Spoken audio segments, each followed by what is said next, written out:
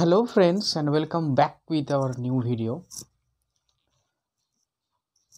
So शुरुआत करने से पहले मैं कुछ बात बता देना चाहता हूँ कि अभी तुम लोग सोचोगे कि सर हिंदी में बात क्यों करने लगे। तो इसका मकसद एक ही है कि मेरा जो स्टूडेंट है वो बंगाली मीडियम से भी है, हिंदी मीडियम से भी है। तो जब हम पढ़ा रहे हैं तो प्रॉब्लम ये आ रहा है कि उन सब लोगों को दिक्कतें आ रहा है जो हिंदी मीडियम से है, जिसको बंगाली ठीक से समझ में नहीं आता है। तो अभी हम जब डिस्कस करेंगे, अब जब भी हम एक्सप्लेन कर रहे थे तभी वो तो एक्सप्लेनेशन उसको समझ में नहीं आ रहा है, लेकिन जो इंग्लिश टर्म है सिर्फ वही समझ में आ रहा है।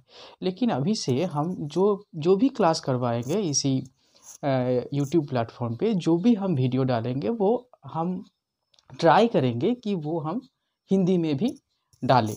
अभी मेरा दिमाग में ये भी रहेगा कि बंगाली मीडियम का स्टूडेंट भी है, कुछ हिंदी मीडियम के स्टूडेंट भी है।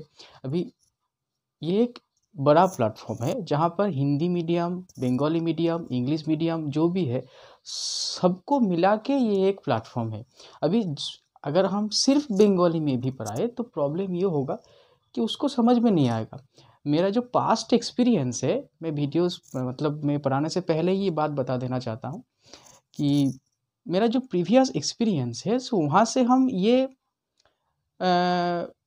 बोल सकते हैं कि हिंदी वाले मीडियम जो होते हैं उसको बंगाली ठीक ठाक समझ में नहीं आता है, लेकिन बंगाली वाला मीडियम जो है उसको थोड़ा बहुत हिंदी समझ में आ जाता है। क्योंकि अभी बंगाली मीडियम का जो जो भी है, बच्चा भी है, बूढ़ा है, जो भी है, वो हिंदी में थोड़ा बहुत तो समझ लेते हैं। इसका एक मकसद ये है कि एक कारण ये है कि हम सब लोग हिंदी फिल्म देखते हैं, हिंदी जहाँ जहाँ हिंदी सीरियल देखते हैं, इसलिए हम लोग का जो हिंदी बोलने का और हिंदी समझने का जो कैपेसिटी है वो बिल्डअप हो जाता है अपने आप। हम समझ भी नहीं पाते हैं कि कब हम हिंदी सीख गए हैं। लेकिन हिंदी वाले मीडियम जो है उसमें ये प्रॉब्लम है कि वो लोग तो बंगाली कोई फिल्म भी नहीं देखता है, बंगाली का कोई उसके बंगाली से लेना देना ही नहीं है। इसलिए उसको अगर हम हिंदी में पढ़ाए तो होगा ऐसा कि बंगाली मीडियम भी थोड़ा बहुत समझ लेंगे। आई थिंक अच्छा ही समझ लेंगे। मेरा सब कुछ मेरा दिमाग में रहेगा कि यहाँ पर बंगाली मीडियम भी है, हम थोड़ा थोड़ा बंगाली में भी डिस्कस कर देंगे और थोड़ा थोड़ा हिंदी में भी। और हिंदी में तो चलेगा ही, और मैं जो लिखता हूँ बोर्ड में वो तो इंग्लिश में ही लिखता हूँ, वो सबको सबके लिए एक्सेप्टेबल है।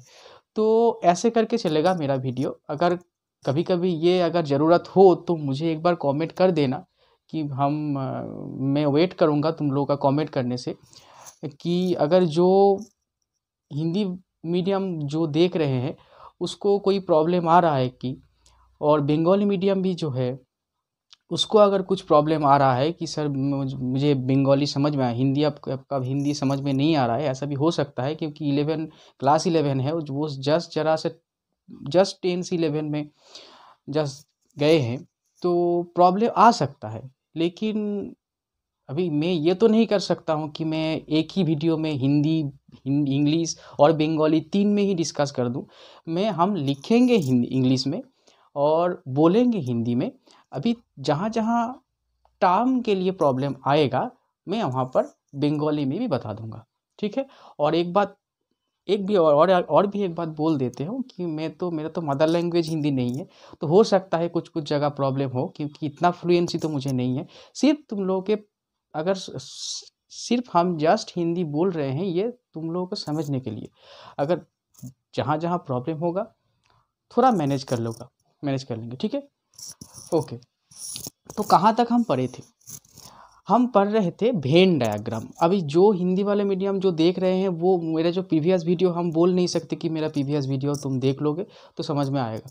तो अगर ये ज़रूरत हो, अगर तुम लोग मुझे बोलो कि सर प्रीवियस आप जो पढ़ाए हैं वो एक बार थोड़ा सा हिंदी में बता दें और एक वीडियो में, तो हम बता देंगे। तो अभी फ़िलहाल के लिए तो तुम लोग जो अभी पढ़ा रहे हैं, जो पढ़ाना हो गया है वो तुम लोग देख लोगे। और अगर समझ में नहीं आएगा वो तो बाद की बात है, लेकिन अभी हम जो पढ़ा रहे हैं वो उसके बाद वाला जो टॉपिक है वो हम आगे निकल जाएंगे, फिर जब प्रीवियस वाला वो हम कवर कर देंगे, कोई दिक्कत की बात नहीं है ये। तो अभी हम जो पढ़ा रहे थे वो है वेन डायग्राम।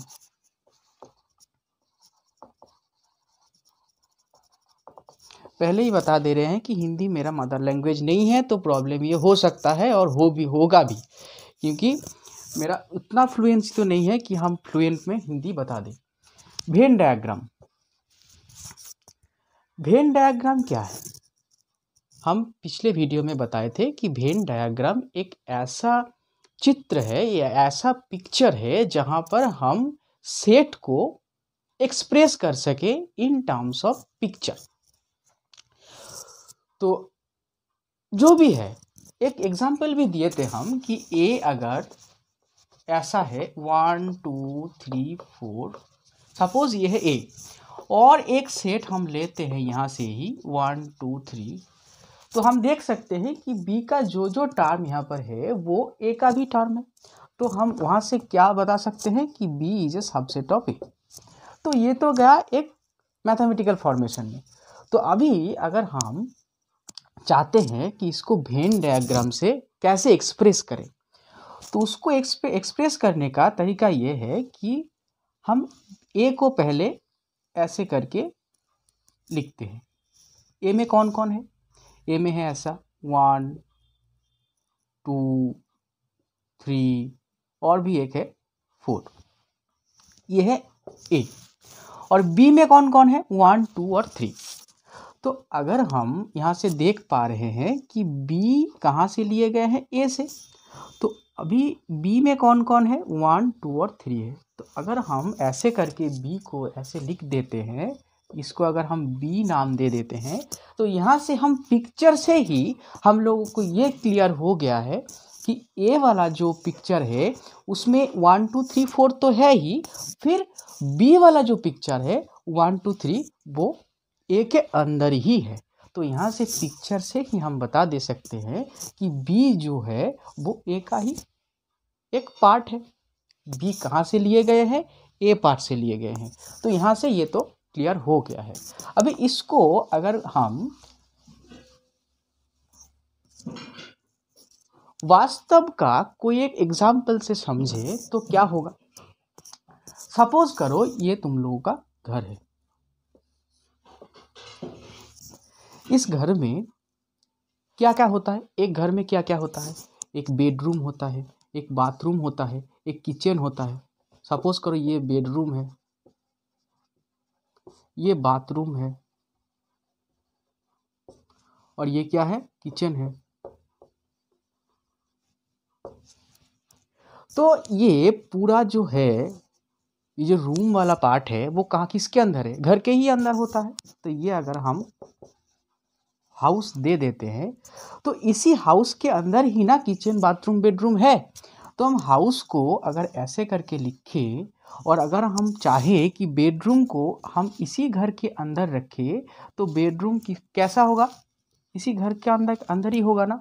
तो ये जो पिक्चर हम यहाँ पर ड्रॉ किए हैं, यहाँ से ही क्लियर हो जाता है कि इसको अगर हम हाउस दे देते हैं और इसको अगर हम बेडरूम अगर दे देते हैं, तो इससे हम देख पा रहे हैं कि बेडरूम वाला पार्ट घर के ही अंदर है। तो इसको हम बोलेंगे वेन डायग्राम, जिससे हम कोई भी जो सेट वाला पार्ट है वो अगर हम इस पिक्चर से अगर ड्रॉ कर पाते हैं, वो वाला जो डायग्राम होता है उसको ही हम वेन डायग्राम करके बोलते हैं। अभी वेन डायग्राम का बहुत सारा यूज़ है। पूरा सेट भी वेन डायग्राम को आविष्कार किया गया है इसीलिए कि ताकि हमको जो सेट वाला पार्ट है वो अगर हम ठीक से समझ पाए, इसीलिए वेन डायग्राम को आविष्कार किया गया है। जॉन वेन करके एक जो साइंटिस्ट है, एक मैथमेटिशियन है। तो अभी हम देखेंगे कि वेन डायग्राम से हम कैसे सेट को एक्सप्रेस कर लें। वो तो एक एग्जाम्पल के तौर पे आप देखे हैं। अभी हम जो पढ़ेंगे वो होगा union of set. First union of set, एक न्यू टर्म आ गया है यूनियन ऑफ सेट, लेकिन न्यू सुनने में ही है, मतलब ये लग रहा है कि ये न्यू है। यूनियन ऑफ सेट मतलब ये ऐसे करके लग रहा है, बंगाली में इसको बोलते हैं, बांग्ला एटाके बोले দুটি सेटेर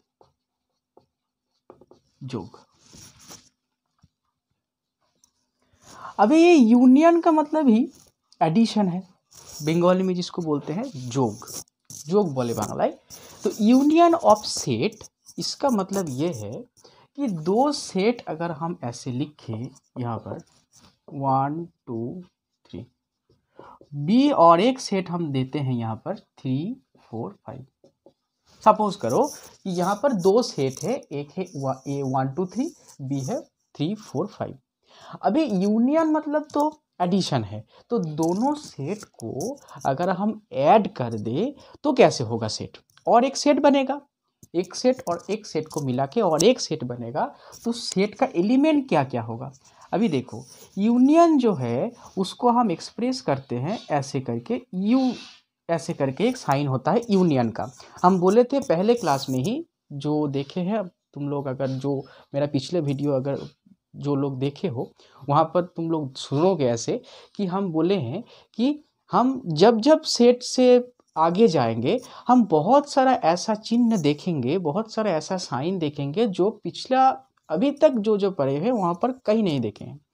तो जैसे करके फास्ट तुम लोगों को बोले हैं फर्स्ट क्लास में कि इसको बोलते हैं बिलोंग्स टू, फिर और क्या देखे हैं, इसको बोलते हैं सच दैट, जिसको और ऐसे करके भी एक्सप्रेस करते हैं। तो ये होता है बिलोंग्स टू, ये होता है सच दैट, ये होता है सच दैट। अभी और एक न्यू एडिशन आया है, कहाँ पर, चिन्ह में, कि ए एडिशन बी, जिसको हम कैसे बोलेंगे, ए यूनियन बी। और इसका मतलब क्या है, दो सेट का एडिशन है। कैसे एडिशन करेंगे, अगर दो सेट को हम एडिशन कर देते हैं तो क्या होगा, जो नए सेट बनेगा वो नए सेट का एलिमेंट कौन कौन होगा, एलिमेंट होगा 1 2 3 कॉमन है। हम 3 कॉमन का जब जब हम एडिशन करेंगे दो सेट को, तब एक चीज़ देख लेना, ध्यान से देखना कि दोनों सेट में जो कॉमन पार्ट है, जब आप एडिशन करोगे तब कॉमन पार्ट 2 बार मत लिख देना, क्योंकि एक सेट बनने का 3 कंडीशन हम पहले दिन पढ़ाए थे, कि पहले लिख लेते हैं फिर बाद में बोलते हैं कि 1 2 3 4 5 ये होता है ए यूनियन बी का एलिमेंट। तो अगर ये सेट हम बोल रहे हैं तो सेट बोलने से 3 कंडीशन था, जिसमें से एक था कि एक सेट होने का जो सेकंड कंडीशन हम पढ़ाए थे, वहाँ पर बोले थे कि सेट होने के लिए सब जो जो यहाँ पर पद हो है, जो जो एलिमेंट ए यूनियन बी में है और सेट में है, वो एलिमेंट क्या होगा, डिस्टिंक्ट होना होगा। मतलब एक सेट में एक ही एलिमेंट 2 बार हम नहीं बिठा सकते हैं, अगर हम बिठा देते हैं तो उसको हम सेट नहीं बोल सकते हैं। इसलिए ए अगर 1 2 3 है, बी अगर 3 4 एंड 5 होता है, तो ए यूनियन बी जब हम लिखेंगे तब ए और बी को जोड़ देना होगा। तो जोड़ कैसे दोगे, सिर्फ देख लोगे कि जो जो अलग है वो तो इसमें आएगा ही, और जो कॉमन हो गया है ए और बी में वो एक बार हम लिखेंगे। आई थिंक सबको समझ में आ गया है, वेरी सिंपल, इससे और ज़्यादा बताने की कोई ज़रूरत नहीं है। अभी हम इसको तो हम ऐसे करके लिखते हैं, अगर तुम लोग अगर बोल सकते हो तो एक बार कमेंट पे लिख देना। यहाँ पर हम डायरेक्ट तो पूछ नहीं सकते क्योंकि ये लाइव क्लास तो नहीं है, इसलिए हम पूछ रहे हैं कि ए तो ये है, बी ये है, तो ये जो सेट का जो एक्सप्रेशन है वो कौन सा मेथड में हम एक्सप्रेस करे हैं। 2 मेथड हम पढ़े थे, एक है रोस्टर, एक है सेट बिल्डर। तो मैं तुम लोगों को पूछ रहा हूँ कि ए यूनियन बी और ए और बी ये कौन सा मेथड से हम सेट को लिखे हैं। तो अभी हम ये यूनियन को ही अगर वेन डायग्राम से एक्सप्रेस करें तो कैसे होगा। सपोज करो ये है ए में कौन कौन है, 1 है, 2 है और 3 है, और एक सेट लेते हैं, वो कैसे होगा, सपोज करो ये है ए और ये है बी। बी में कौन कौन है? 3 4 5। तो अगर ठीक से देखो तो ये जो हम लिखे हैं वो इसको ही एक्सप्रेस कर रहा है कि नहीं? ए में कौन कौन है? 1 2 और 3 है। देखो ये ए के अंदर ही है, ए के ही अंदर है।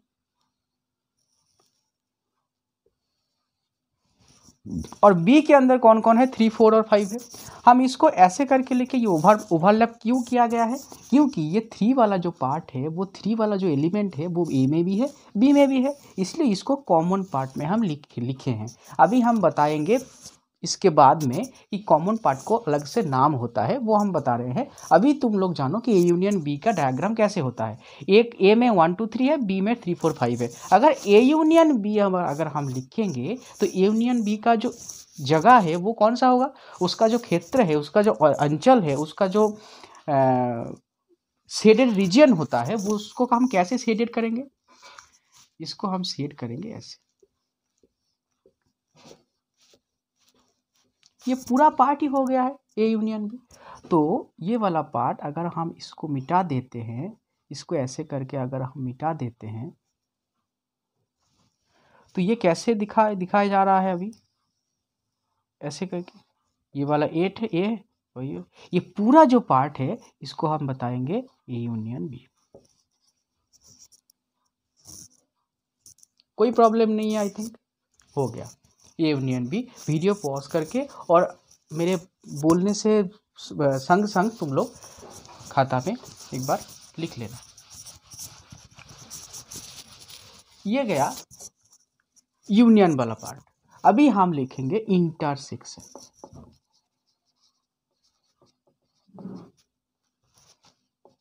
Of two set. इंटरसेक्शन এটাকে বাংলায় বলে ছেদ।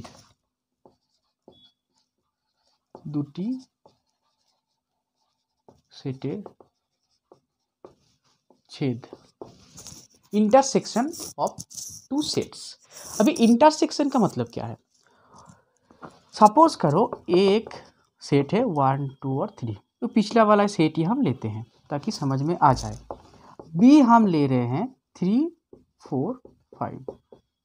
अभी इंटरसेक्शन ऑफ टू सेट इसको क्या बोलते हैं, कैसे हम एक्सप्रेस करें?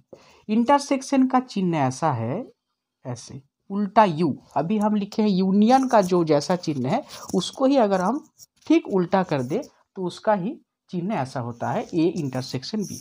तो भी ए इंटरसेक्शन बी का एलिमेंट कौन कौन होगा? बहुत बड़ा बात है? नहीं, ये बहुत ही छोटा बात है। क्यों?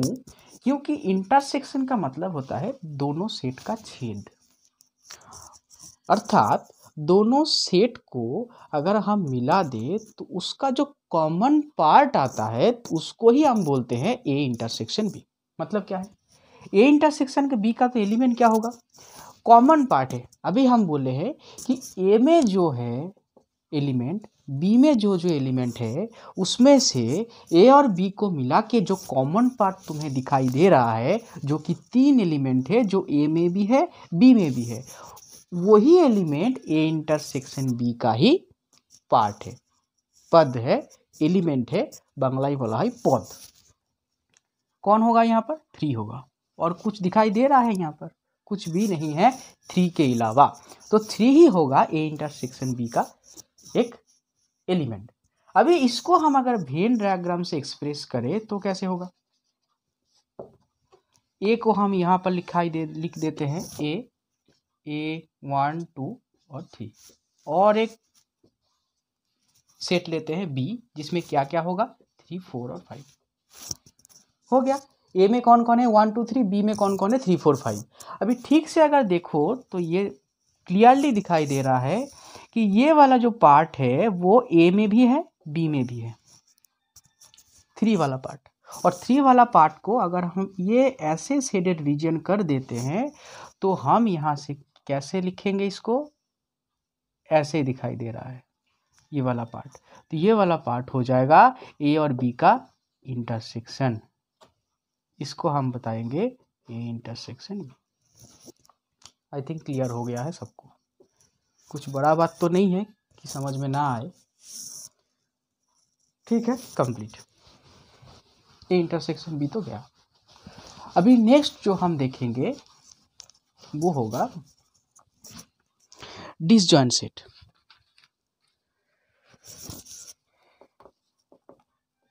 डिसजॉइंट क्या होता है? डिसजॉइंट सेट, डिसजॉइंट मतलब, डिस का मतलब क्या है? डिस एक नेगेटिव वर्ड है इंग्लिश में। अभी जॉइंट क्या है? जॉइंट है सपोज दो सेट अगर एक के साथ एक जॉइंट हो तो इसको हम बोलेंगे जॉइंट सेट। लेकिन ऐसे करके सेट में कोई टर्म नहीं है, हम सिर्फ समझाने के लिए बोल रहे हैं कि अगर जॉइंट होता है तो ये ऐसा होगा। लेकिन अगर डिसजॉइंट होता है तो ये नेगेटिव वाला जॉइंट पार्ट हो गया है, मतलब ये जॉइंट अगर नहीं रहे तो हम दो सेट को बोलेंगे डिसजॉइंट सेट। नाम से पूरा क्लियर हो रहा है कि डिसजॉइंट सेट का मतलब क्या है। डिसजॉइंट सेट को बांग्लाয় বলে এটাকে বিচ্ছেদ সেট। বিচ্ছেদ সেট, বিচ্ছেদের अर्थ হচ্ছে যেটার কোনো ছেদ নেই। अर्थात हिंदी में उसको अगर हम डिस्क्राइब करें तो ये होगा ऐसा। अगर सपोज करो ये है ये, और एक एलिमेंट और एक सेट हम ले लेते हैं यहाँ पर बी। देख पा रहे हो वेन डायग्राम से, क्या देख पा रहे हो? दोनों सेट में कोई छेद है? कोई छेद नहीं है, इसमें इतना बड़ा गैप है। इसलिए ये दो सेट को हम बोलेंगे विच्छेद सेट। बंगाली में विच्छेद सेट, हिंदी में इंग्लिश में बोलते हैं उसको डिसजॉइंट सेट, राइट। इसको अगर हम सेट से समझे तो कैसे होगा? सपोज करो 1 2 3 है ए में, और बी में जो एलिमेंट होगा वो 4 5 6 होगा। देखो तो ए और बी में कोई ऐसा एलिमेंट है जो ए में भी है बी में भी है? No, there is no element in A and B which is common in both.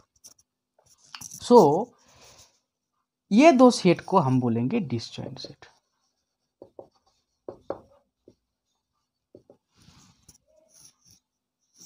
Complete. Next जो हम देखेंगे वो है डिफरेंस ऑफ टू सेट।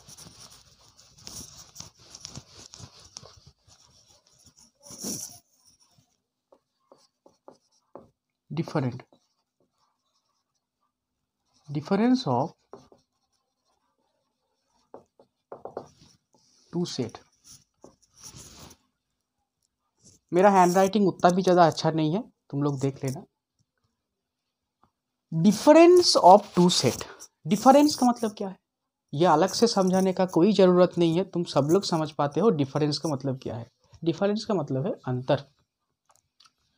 तो डिफरेंस सपोज करो ए, ये बहुत ही बढ़िया कंसेप्ट है, समझो लोगे तो अच्छा होगा। 1 2 3 ये है सपोज करो ए, और बी में और एक है सपोज करो 3 4 5। वही हम ले लेते हैं, ये इजी सा एक दो एग्जाम्पल है जिससे तुम लोग समझ पाओ। हम बहुत ज़्यादा मतलब हम डिफरेंट एग्जाम्पल ले सकते हैं, लेकिन जो एग्जाम्पल से तुम लोगों को समझ में आ जाए वही हम एग्जाम्पल ले रहे हैं, यहाँ पर ले रहे हैं। 1 2 3 है ए में, अभी बी में क्या है 3 4 5। अगर हम तुम्हें बोले कि इसमें इससे ए यूनियन बी निकालो, ए इंटरसेक्शन बी निकालो, सब निकाल सकते हो। और ये तुम लोग देख भी सकते हो ये 3 3 यहाँ पर कॉमन पार्ट है, तो ये डिसजॉइंट सेट नहीं है, जॉइंट सेट है। सो अभी हम जो निकालेंगे वो है ए माइनस बी। माइनस चिन्ह तो सब जानते हैं, ए माइनस बी का मतलब क्या है? देखो ये तुम लोग गड़बड़ी मत कर देना, ए इंटरसेक्शन भी अलग बात है और ए माइनस भी अलग बात है। ए माइनस बी का मतलब क्या है?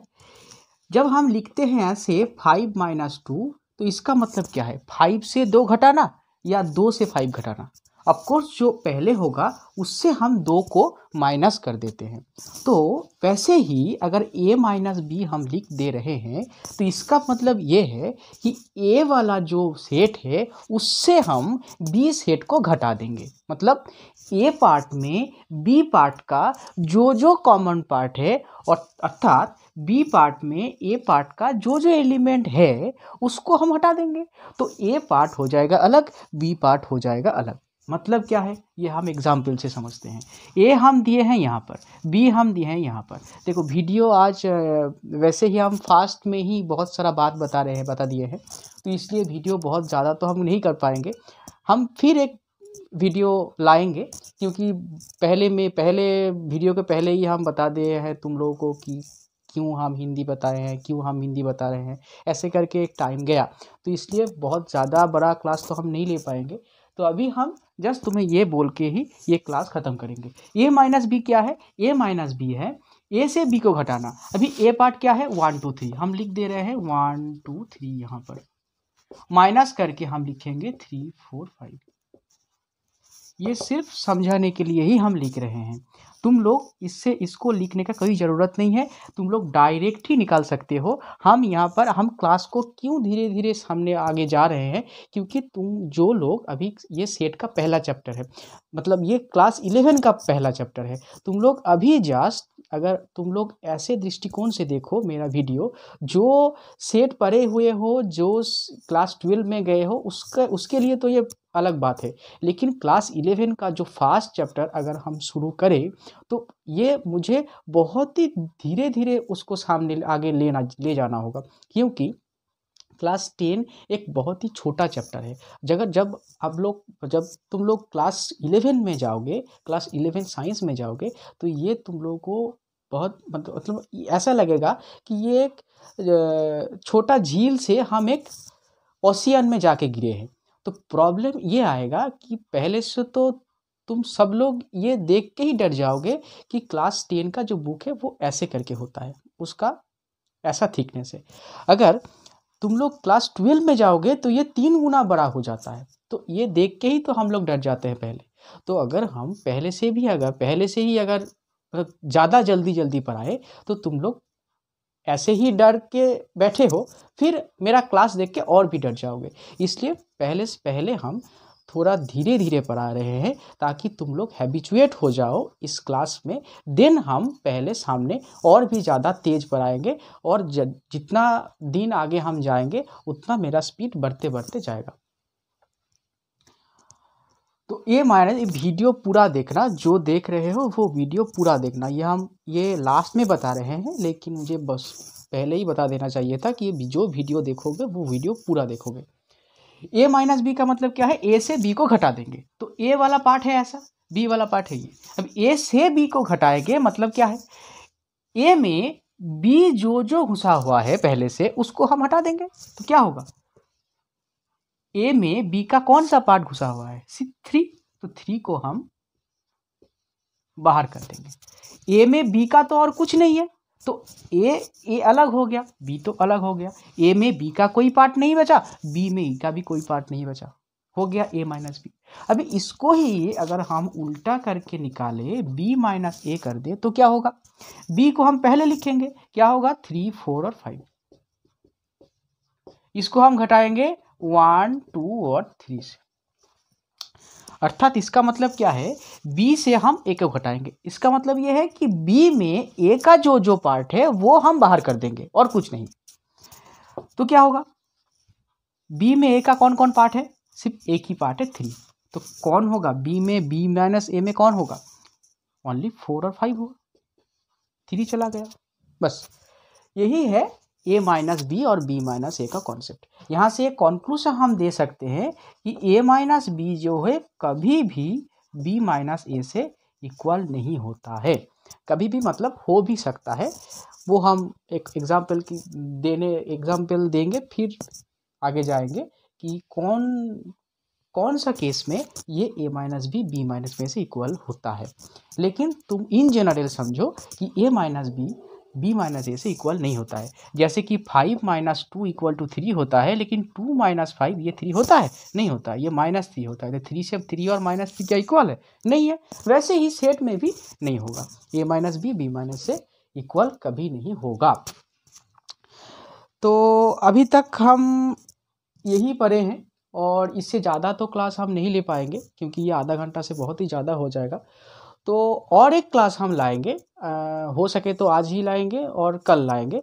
तो इसके बाद वाला जो पार्ट होगा वो हम जैसे कम्प्लीमेंट ऑफ सेट होता है, कम्प्लीमेंट ऑफ सेट बहुत ही इंपॉर्टेंट पार्ट है। तुम पिछले वीडियो में हम बोले हैं कि सेट में 2 पार्ट ही बहुत ही ज़्यादा इंपॉर्टेंट है। और एक पार्ट जो हम पढ़े थे वो है पावर सेट। अभी पावर सेट भी एक बहुत ही इंपॉर्टेंट पार्ट है और ये कम्प्लीमेंट वाला जो पार्ट होगा।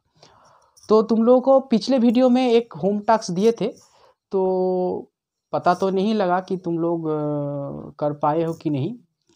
বাংলাই বলছি কারণ আগের ভিডিওটা আমার বাংলাই ছিল।